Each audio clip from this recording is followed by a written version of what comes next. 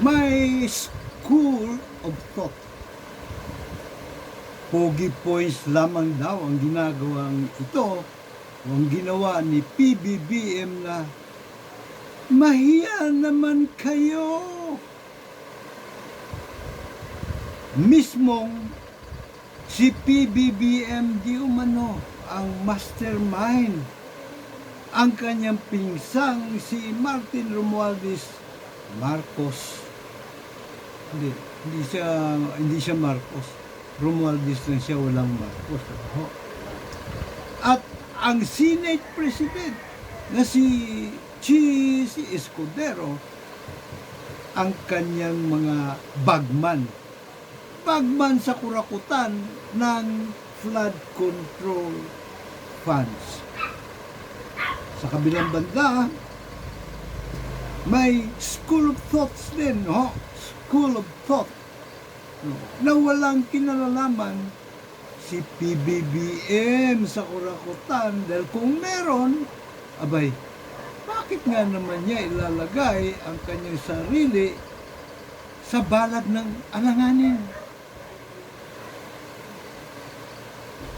Ngunit, sa banda pa roon, may kilatis school of thought din na providential ang nangyayari ngayon sa gobyernong PBBM.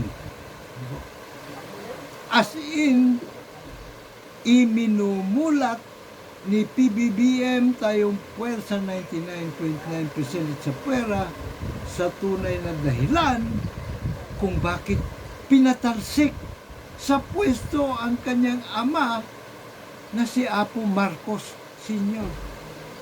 As in, tila baga nainggit lamang ang mga gusto ding maghari-harian para pagnakawan, abusuhin tayong mga soberanong mga mamayan ng walang pananagutan sa batas.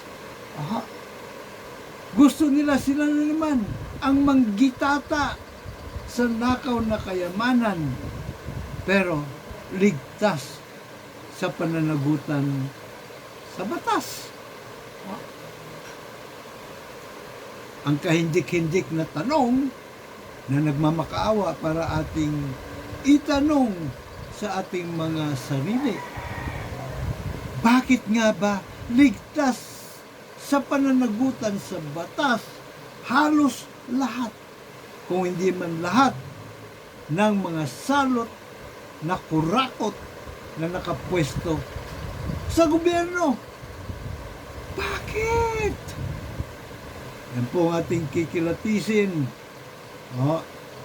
Yung mga kahindik-hindik na schools of thoughts na yan, sa ating Tele-Century serye.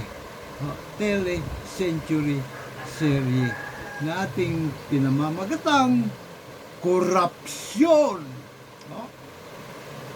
Tele-Century sapagkat abay, simula pa po noong March 16, 1521, nung tayo po'y sinakop ng mga manlulupig, mga buraot na Kastila, hanggang sa mga oras na ito.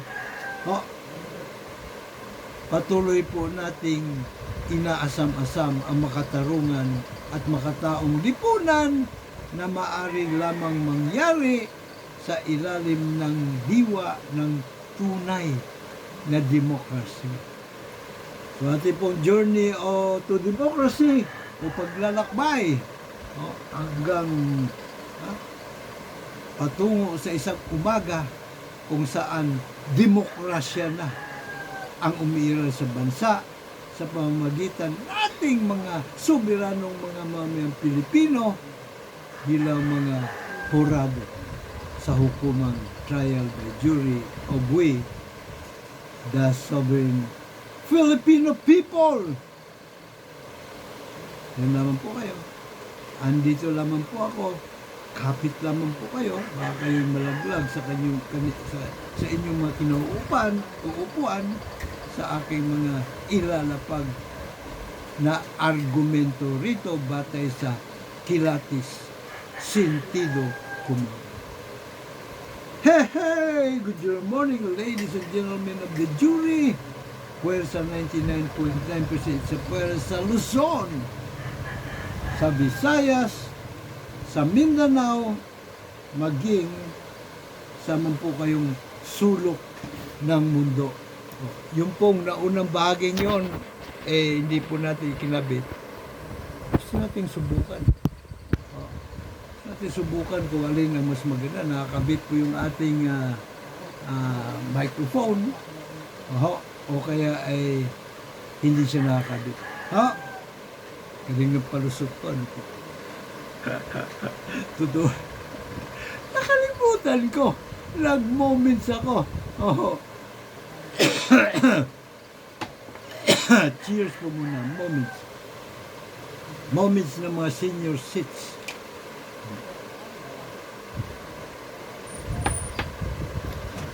Ito natin sa kabila, ilapag para yan. Kitang-kita po ang ating pamagat. Kilatis. Mr. Juror.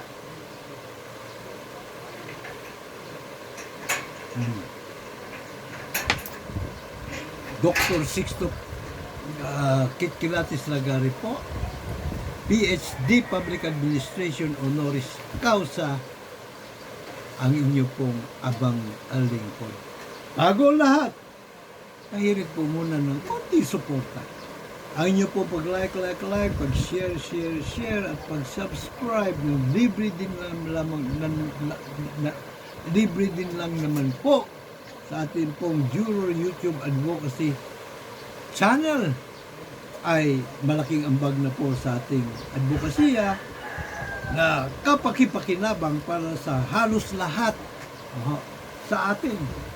Sa hanay natin ng 99.9% it's a pwera kung hindi man po lahat tayo ay makikinabang. Malaking ambag na po yun. Kaya ngayon pa lang, salamat po, salamat. At syempre pa, ang inyo pong pag-ambag, sang-abot po, sa abot po na inyong kakayanin. Ano po, socialize ambagan po ito, ano po, para sa ating pondo, for good governance. Good governance para atin pong maikamada ng gusto ang atin pong tatag ng Partido KKK 2.0 Demokratiko sa buong bansa, maging sa masulok ng mundo na merong mga Pilipino. Ano po? So, piso-piso, 5 piso, 10 piso, 20, 50, 100, 500, 1,000, conforme po sa inyo pong kakayanin po. Pero, bibigyan ko lang ng din po. No strings attached.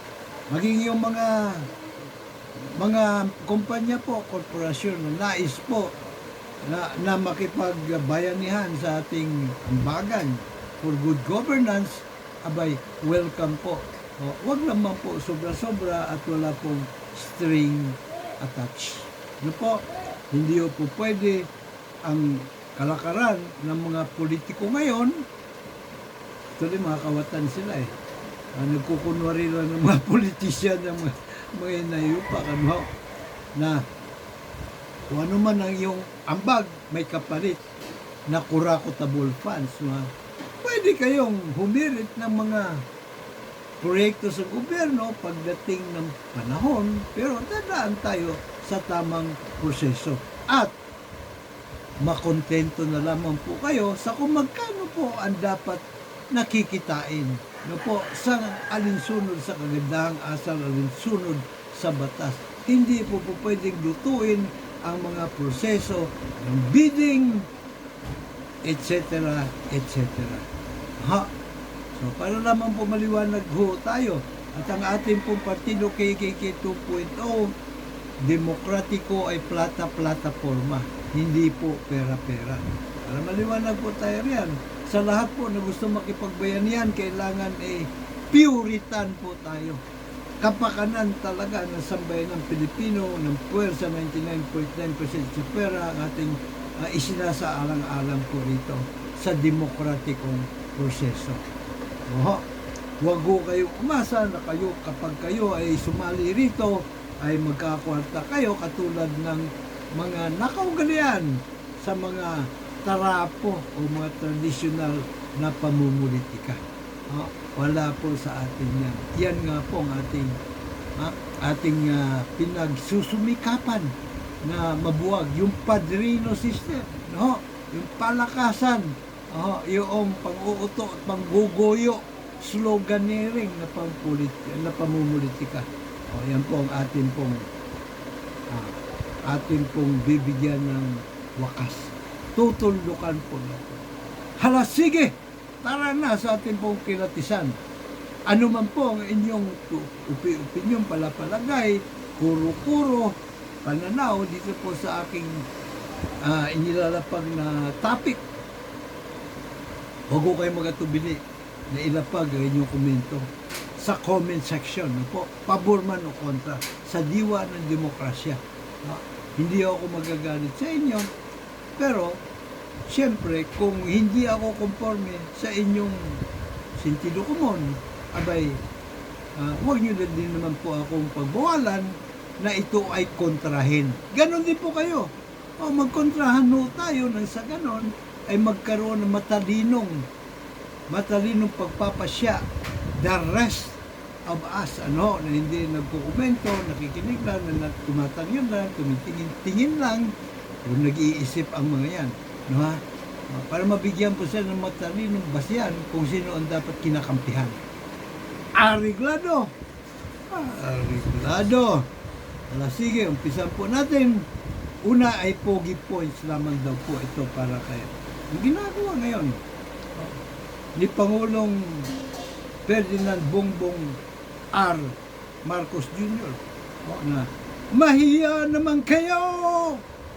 Pogi points lamang daw po yan. Bakit pogi points? Sabi kasi sabi nga ng isa kong classmate na si Reg, sabi niya, na yan, palabas lang yan.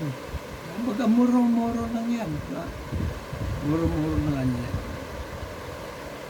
Sapagkat tunay naman sa kalakaran natin ngayon, sa kabuktutang hukumang tribal palakasan, nagagamit po instrumento ang ombudsman, instrumento ang COA, instrumento ang Sandigan Bayan, instrumento ang Department of Justice, instrumento ang ICI, instrumento maging ang mga Panginoon sa Padre Paura.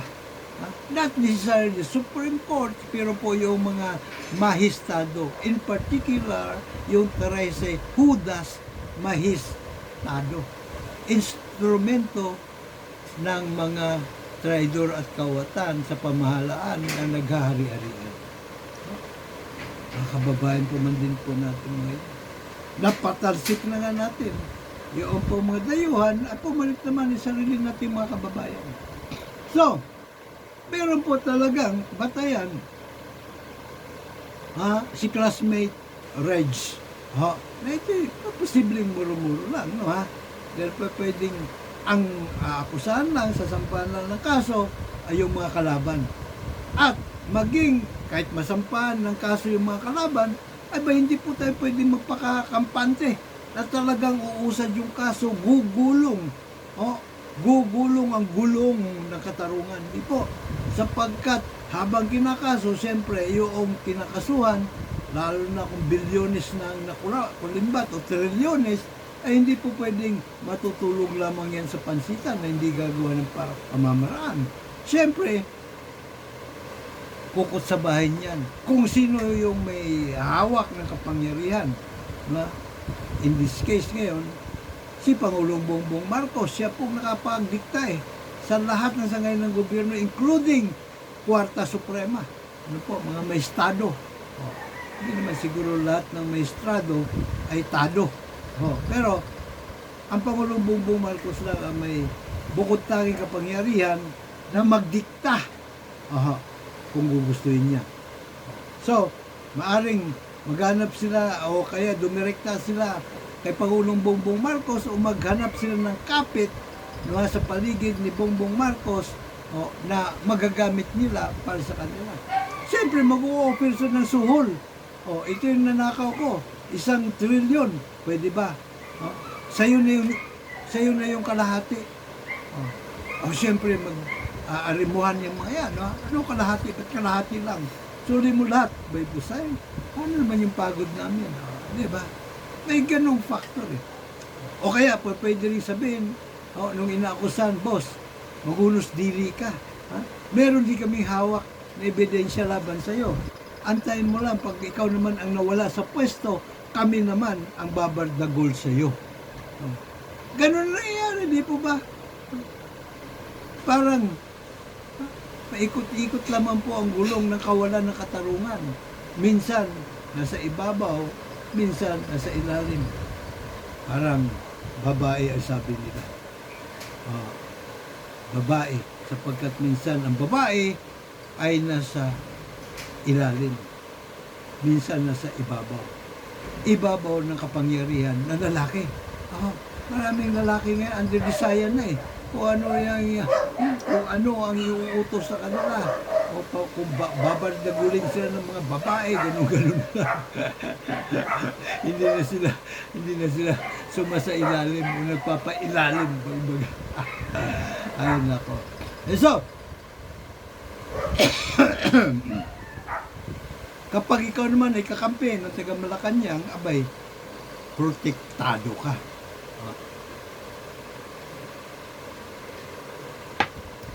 Yan po ang karakter ng kabuktutang hukumang Talbay Palakasan. Po, walang silbi ang batas, walang silbi ang mga ebidensya, walang silbi ang mga testimonya, walang silbi ang katotohanan. Ang meron lang ay palakasan. Kung malakas ka, abay, protektado ka. No? So, ang pangalawa po na school of thought, no ha? Bakit ilalagay ni Pangulong Marcos ang kanyang sarili mismo sa balag ng alanganin? Mukha ngayon, mayroon na pong impeachment na kaso inihain sa kanya.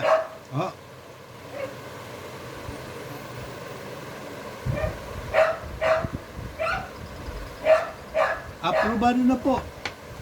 Meron na pong kumbaga meron ng yung forma. Sufficiency informed na. Sufficient informed na sa Kamara de Representantes. Ang pinagbabalitaktakan ngayon, ito ba'y sufficient din in substance? So, sa realidad, po, meron mang forma o pasado man sa forma at sustansya kung bayad ang majority sa mga kongreso, sa mga representante, abay, baliwala yun. Baliwala yun. Ganon din ang kabaliktaran. Kahit walang sustansya at walang kaporma-porma, kung nasuhulan ang simple majority, kasi pinag-usapan dito, simple majority lamang ba? Palagay mo na, yung overwhelming majority, ay, o 2/3, ay nasuhulan. Pambihira, anong sustansya, anong porma-porma, baliwala po lahat yan. So ngayon, ang pinag-uusapan po nila doon, dinidikdik ng mga nag-aakusa, abay, betrayal of public trust daw na matatawag ang paglapag ng National Expenditure Program ni Pangulong Marcos. Bakit pinayagan mo ito? Diba? Alam mo nang Bawal ito, susceptible sa corruption ito. Ah, magiging bukas ito sa kurakutan. Ba't mo pinayagan na ito yung ilapag sa Kongreso? Bakit mo pinayagan ang allocable ano tawag na ito? Formula. Na susceptible. Bukas sa kurakutan. Pambihira naman itong mga nag-aakusa ay miyembro din po, kinatuan din po sila sa Kamara de Representantes. At ang Kamara de Representantes po ay isang collegial body. Maaaring nagkontrahan po sila sa isa't isa, maaaring kalahati, maaaring mas marami ang kabilang panig, o kaya kabilang mas marami, pero at the end of the day, gabi na po yun, kailangan na nila mag-adjourn. Ibig ko lang sabihin, collegial body po eh. So kung ano po yung papaboran ng mayorya, yan po ang magiging opisyal na tindig ng lahat. Kahit na yung mga kumukontra. Obligado po sila. Kumbaga silang lahat po as one body mananagot kung mali po yung ginawa nila. So, cheers.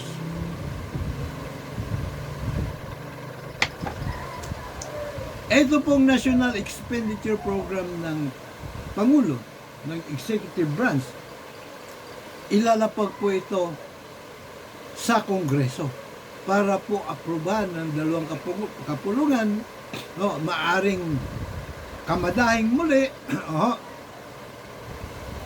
bago aprobahan po. So maaring may pagkontrahan din po sila doon. Pero pagka naipasa na po nila yon, lahat po sila, maging yung mga kumukontra, conforme na. Lahat sila mananagot. Ngayon, pwede na harangin. Pwede. Huwag silang pumirma doon. Pero pagka, ulit ko, aprobado ng mayorya, kasama na po sila doon sa mayorya, kahit di po sila hindi po aprobado sa kanila. Kasama po sila sa pananagutan.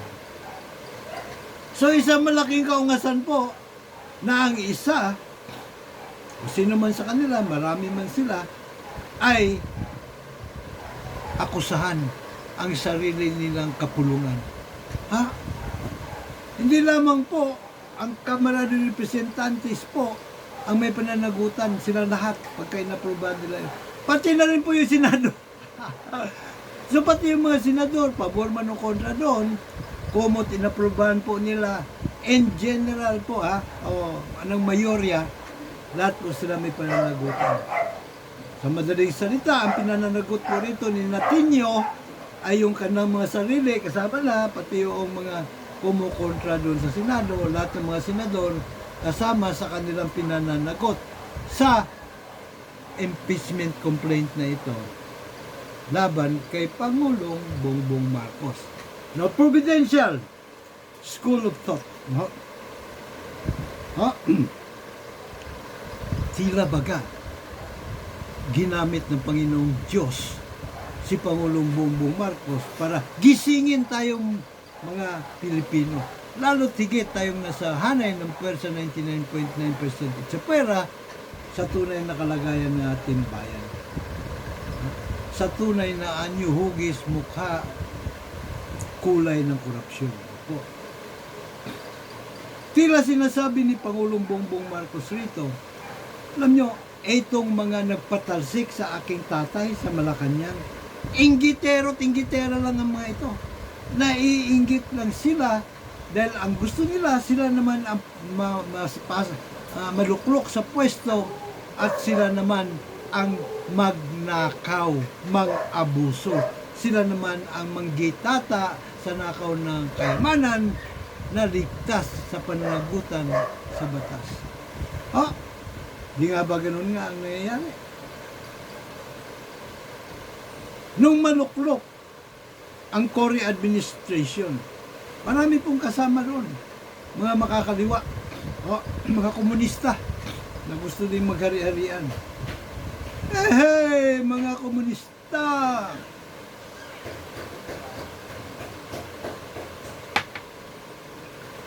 Marami din mga kuno ay politicians, pero sa totoong buhay sila ay mga traidor at kawatan na gusto ring maghari-harian at pagnakawan tayong mga soberanong mga mamayan nang ligtas sila sa pananagutan sa batas. So ano po nangyari? Pinangalandakan nila.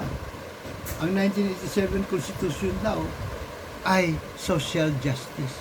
Pambira pa kaysa pati sa Natuldukan ba? Social injustices na nangyayari sa atin. Siyempre, una-una na puro yung corruption. Pangalawa, yung human rights violations. Pangatlo, yung pong land grabbing. Drug trafficking, extrajudicial killings, at maraming iba pa na cancer na lipunan. Natuldukan ba ng 1987 Constitution? Hindi po! Bagkos, lalo pa lumala. Bakit lumala? Abay, inukit nila sa Constitution 1987 ang autonomous regions. Muslim Mindanao, Cordillera Autonomous Region. At naganap. Natuldukan ba ang paghari-harian, ang pang-aalipin, ang pagnanakaw sa kaban ng bayan? Hindi po. Lalo lang lumala. Inukit din po nila sa 1987 Constitution ang Local Government Code. At naganap. Isinilang ang 1992 Local Government Code of the Philippines.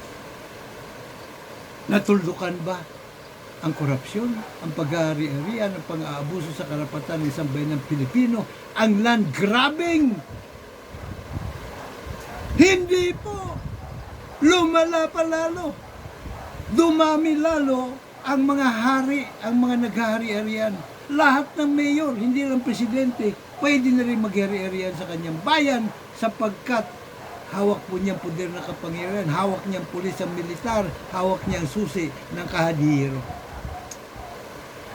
Di nga ba? Tama ba ako o mali kayo? Huwag na.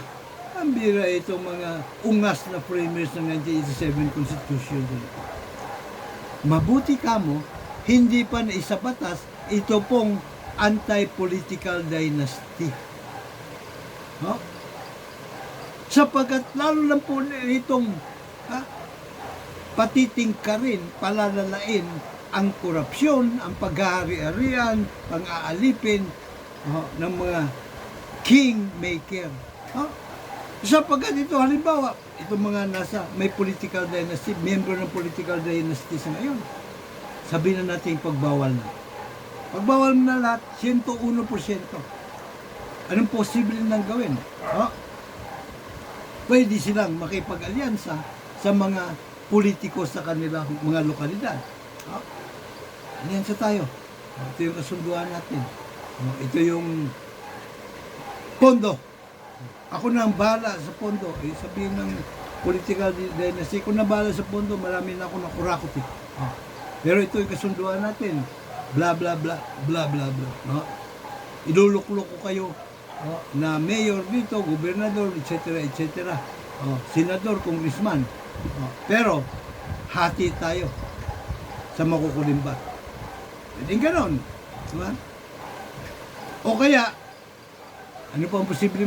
Magiging kingmaker na lang sila.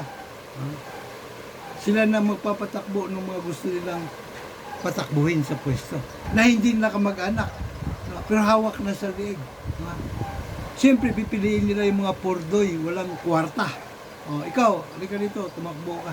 Parang ginawa ni Digonggong, no, kay sino ba yung kanyang Dennis Oy. Hindi naman masyado, halos pordoy naman yun. Ginawa niyang dami sa mga kumpanya na kanyang kinamkam, no? At Malampaya, lalo na yung Malampaya project, no? So, matutulukan bang korupsyon? Hindi po eh. Hindi rin eh. Meron ba mailalapag itong mga promotor, itong tulak ng anti-dynasty law, na probiso doon sa anti-dynasty law na matutulukan ng korupsyon? Meron ba? Wala. So, puro lang sloganeering, pang-uuto at pang-uguyo po yung ginagawa nila sa atin ngayon. Ginagamit nila ang mga pagbubulgar na ginawa ni Pangulong Bongbong Marcos sa ngayon, at sinasabi nila ang Bongbong Marcos administration na ang pinakakurakot. Totoo ba yun? Hindi din po. Ngayon lang lumutang yung mga yan dahil si Pangulong Bongbong Marcos mismo ang nagbulgar at ang nagutos na sisiring mabuti. Ano po? At siyempre, ang pinaka susi, may social media na po tayo ngayon. Kaya mabilis na po ang daloy na impormasyon, madali na po mabuko ang mga salot na kurakot. Noon pa, meron na din. Panahon ni Gloria, may social media na. Pero lahat takot eh. Panahon ni Digong, lalo na. Lahat takot na magsalita. Miski nga ngayon eh. Hindi pa po lahat nagsasalita kontra korupsyon. Tikom pa rin ang bibig ng ilan.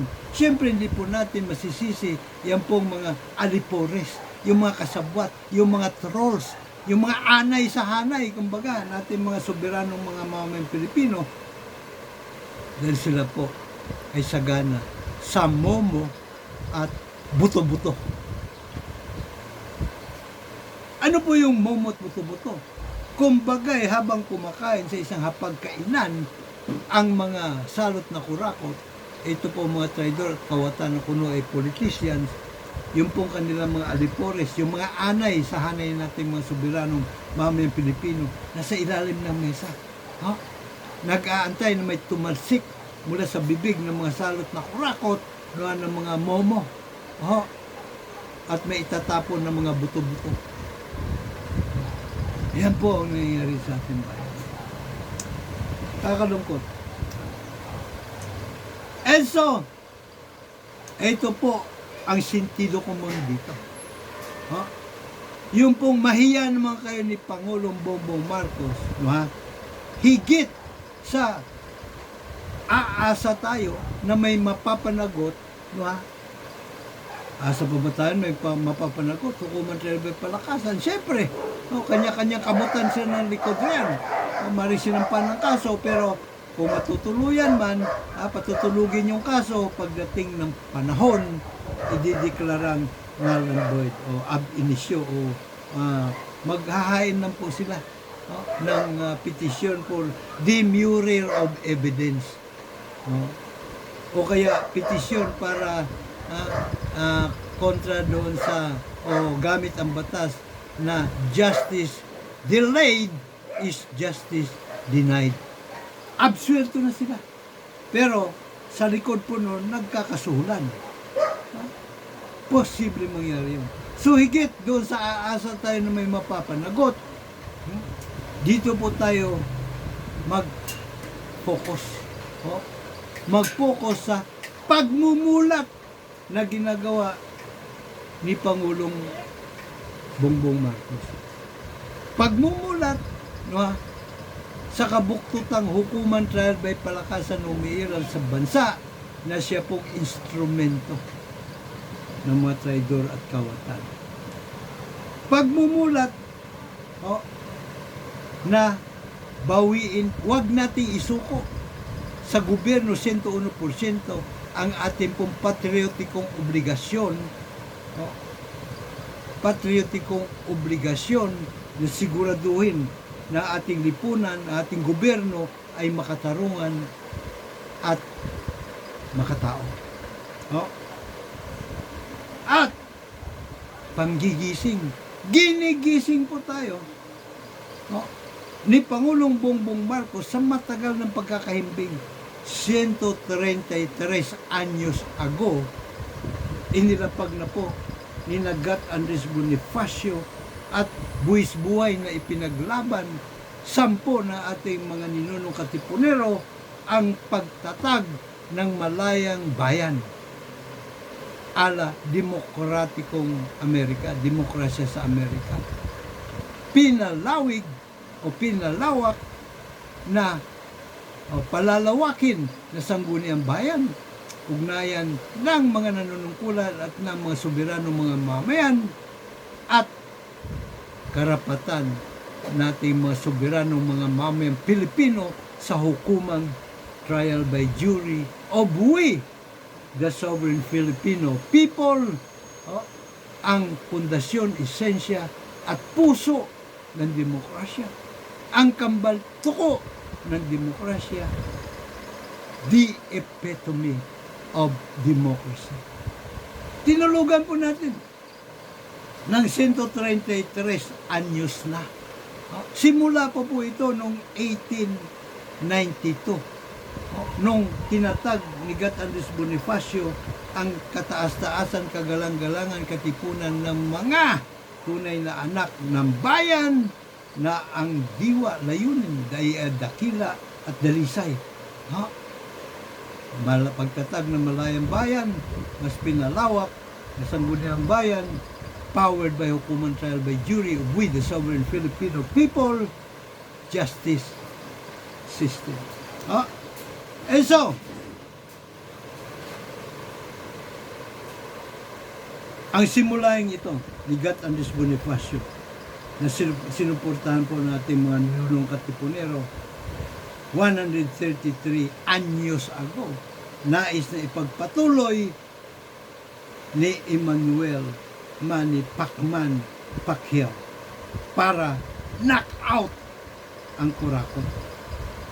Sa lahat po ng presidensyable noong 2022, si Manny Pacquiao lamang po ang tahasan with no uncertain terms naglahad ng kanyang plataforma. Nais niya ipairal sa bansa ang hukuman trial by jury of with the people justice system upang wala pong mga walang kasalanan ang siyang mapaparusahan. Bagkos, yung po mismong may mga kasalanan ang siyang mapaparusahan sapagkat independent po o hindi nasisindikato ang hukumang trial by jury of we, the sovereign Filipino people justice system. Po? Siya lamang po.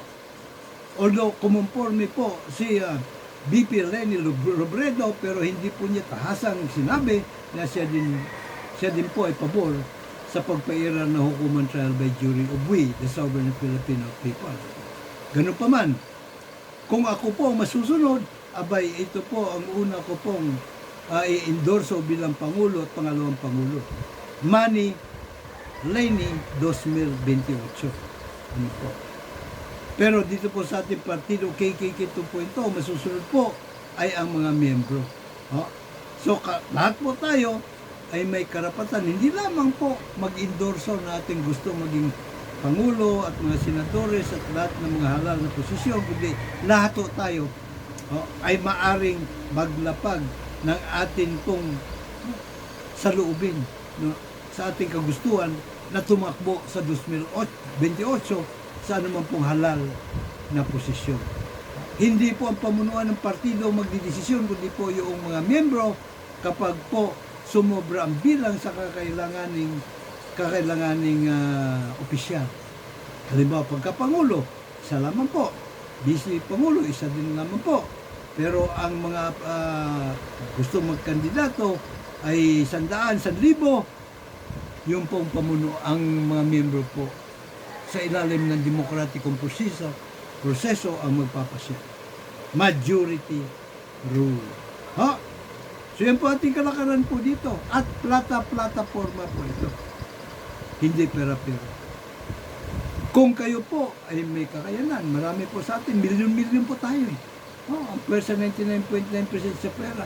Kung mayroon 67 million, ang registered voters, abay, malamang 66 million ang mga itsapwera. So tayo po, kung may kakayanan, ilapag na. Sa social media, gamitin po natin yung social media sapagkat tayo po mga itsapwera, ang hari sa social media. Dumadagungdong na po ating mga boses ngayon, hindi na po tayo the silent majority. So ilapag na. Gusto ko tumakbo sa itong posisyon, gusto ko maging pangulo, ito yung mga plataforma ko. Pero ang number one, by default, paghahain ng amenda numero 1 sa Bill of Rights, karapatan sa trial by jury. Hindi po yan po pwedeng baguhin, yan po ang numero 1. Lapag niyo po, kamadahin niyo kung ano yung mga susunod po ninyong mga plataforma. At siyempre, yung ambagan po, napakadali na lang yun, GCash lang. So, ang aking po suggestion dun sa gusto kong mandidato, ilapag din po ninyo inyong GCash sapagkat itong ating pong mga kahanay, mga miyembro sa partido KKK 2.0 Demokratiko ang siyang dapat bahalang hindi lamang mga kampanya kundi ang mag-ambag ng pondo for good governance. Bayanihan funds for good governance. So maaari po ninyo ipadala doon sa mga particular na kandidato ang inyong suporta o kaya doon sa pamunuan ng partido, sa lokal at sa ating pong national headquarters. Ano po? Hindi po tayo humihirit ng sobra-sobra. In fact, atin pong di-discourage ang pag-ambag ng sobra-sobra sapagkat ito po ay no strings attached. At siyempre, mahalaga din po na kayo ay rehistradong miyembro ng partido sapagkat doon din po manggagaling ang ating pool ng mga itatalaga sa gobyerno. Yung mga miyembro ang may prioridad sa mga pwesto sa gobyerno na babakantin ito pong mga anay sa hanay na tinalaga ng mga traidor at kawatan na kuno ay politisyan. So malinaw po tayo rin, no? At siyempre, ito pong the best in the West. Ito pong ating mga kandidato, Team Juror Advocate Candidates, kailan pumirma ng covenant. Asad sa covenant, sa loob ng 3 buwan pagka sila ay naluklok sa pwesto, kailangan na ihain ng amenda numero 1 sa Bill of Rights. Karapatan sa hukuman trial by jury ng mga soberanong mamamayang Pilipino. Sa Senado, sa Kongreso, sa Sangguniang Bayan, Sangguniang Panglalawigan, Sangguniang Panlunsod, ihahain po nila. Remember, may autonomy na po. Yan ang isa sa mga kagandahan sa local government code. No po. Hindi naman lahat masama sa local government code. No po. Ang masama lang doon, hindi po bahagi ng local government code ang karapatan sa trial by jury ng mga mamamayan. So, may autonomiya ang local government. So, halimbawa, dito sa amin sa Mikawayan, napagpasyan ng simple majority ng mga Makawenyos. Makawayan, Bulacan, naipairal dito ang jury justice system. Pwede. Pwede maghain ng resolusyon. Panukalang batas sa Sangguniang Panlunsod ng Mikawayan. At pag hindi po ginawa ng ating po inuluklok sa pwesto na team juror, ang mag-ain na amenda within 3 months, kailangan siyang mag-resign. Maging human, hindi rin niya ginawa. Pwede gamitin yung kanyang pinirmahan na covenant para mag-ain ng petition, mandamus petition sa Korte Suprema para siya ay patalsikin sa pwesto. Para kwentas claras po tayo. Po. At siyempre pa, atin din, biro mo wala pang internet nung araw. Pero tumbok na ni Gat Andres Bonifacio ang solusyon sa korupsyon. Wala pang internet Itong mga nakaluklok ngayon sa ating pamahalaan, imposible na hindi na alam ang beauty ng hukuman trial by jury. Imposible. Ako naniniwala na alam nila, pero ayaw lang nila sapagkat ayaw ng tuldukan ang kanilang ginintuang pagkakataon na manggitata sa nakaw na kayamanan ng ligtas sa pananagutan sa batas. Yan po aking paniniwala. Ano po? At kung sinagat Andres Bonifacio sa 10 natin mga ninunong katipunero, kinailangan pang maghasa ng tabak at magpatulis ng sibat.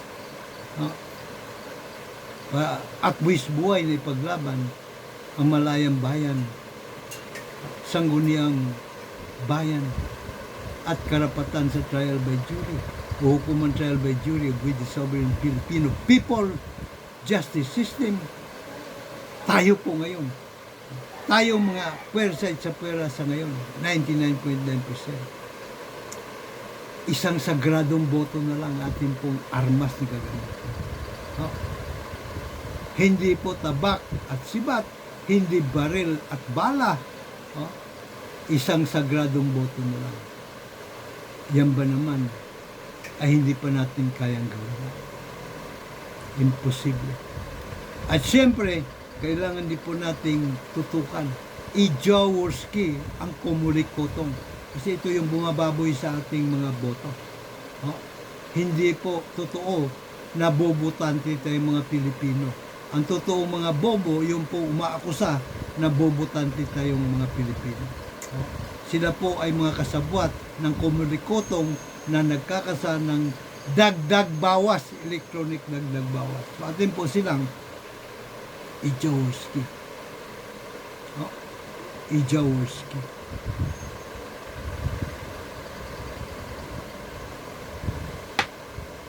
Ikasa po natin ang random manual audit sa bawat polling places. Polling place. At kapag napatunayan doon sa, halimbawa, mga 5 balota, 5 presinto, clustered precinct ang ating manual audit. Sa dami po natin, kanya-kanyang organisa po tayo, diyan sa kanya-kanyang voting places po. Sa dami po natin, mabilis naman po matutuklasan ng katotohanan kung may electronic dagdag bawas o wala. Pag meron, citizens arrest na po natin yung mga kumulikotong, yung 7 komisyoner. Yung 7 lang yun. Siyempre, isama na rin po natin, pang-8, yung pong in charge, ano po, yung election officer sa lugar. So, 8 lamang po ating dadamputin. Milyon po tayo.